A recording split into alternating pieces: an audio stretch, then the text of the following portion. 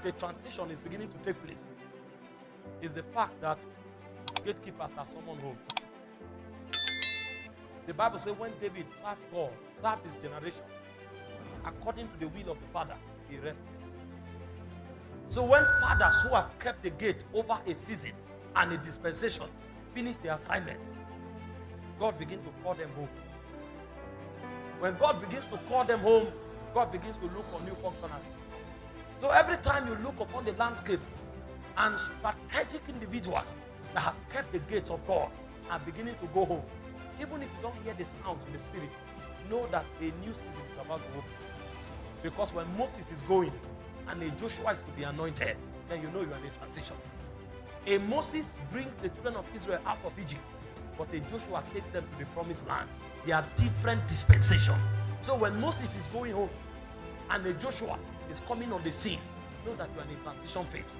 That means the assignment of the departure from Egypt is coming to an end. And the new testimonies of God that will come will be about the promised land. So the assignment of Joshua is not the signs and wonders required to shut down the government of Pharaoh. The assignment of Joshua is on how to allocate the land to the different tribes of Israel. The assignment of Joshua is how to contend with the kings that will resist them from entering the promised land. Whereas the assignment of Moses is to bring down the king that kept them in captivity, to take them out of the land of captivity. The assignment of Joshua is different. Joshua doesn't know how to deal with Pharaoh, because the job of Pharaoh is for another gatekeeper. It is a Moses that knows how to bring down Egypt with a staff, because of the kind of encounters that he had. If you bring Joshua before Pharaoh, Pharaoh will lick him up. It will take a Moses to take Egypt and to bring down Pharaoh, but you will need a Joshua to take them into the promised land. So when you see fathers beginning to lead the scene and God begin to raise new voices, you know that the transition is by the corner. Now, if you are wise, you begin to put your heart together. Because when God begins to choose men, there are no favoritism with God. Because when Samuel came, he looked upon Eliab. Everything about him suggested that he was the Lord's anointed. But God said, I have refused him. He said, man look upon the outward, but God looks at the heart. So when you notice a transition is taking place, it's a time for heart surgery. Because you may not be educated, but you may be the one that God has chosen. And many times the people that think that they are supposed to be the one, they will further disqualify themselves with their pride and arrogance. And they'll begin to fight the people that God is working with. Because they are loftiness. They assume because they are educated and they are eloquent. They assume because they know how church activity is carried out, they must be the one God will choose. And when they walk out, God will say, I have refused it. So in order not to be refused, what you do in the transition season is to check your heart. Because you say, I the Lord, I test the heart and I try the reins to give to every man as his way should be. So the first indicator for transition is the departure of warriors, the departure of patriarchs, the departure of gatekeepers who kept the heritage of God over a generation or a dispensation.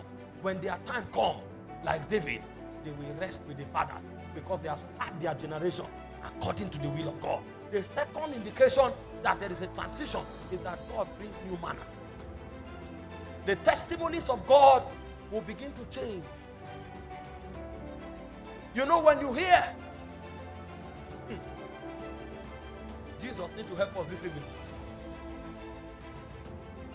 When God begins to bring new bread, then you know that Israel needs to be fed with another manna, because stamina will be required.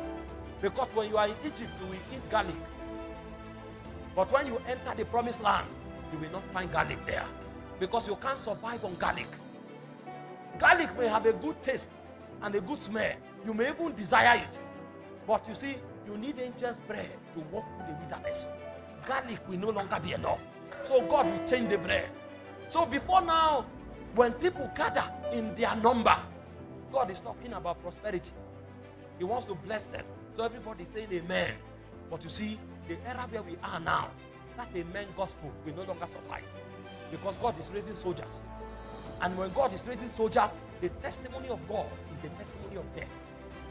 So the message will change, because a new manner will be required to strengthen your loins so that you're able to stand the day of battle. Whereas,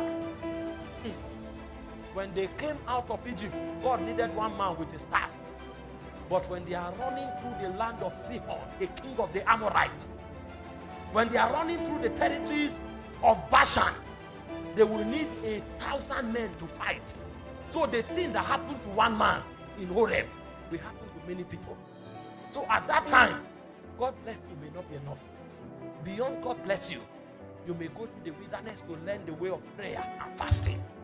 You will learn how to die to your desires. You will learn how to stay awake all night and to seek the face of him that dwells in the deep darkness.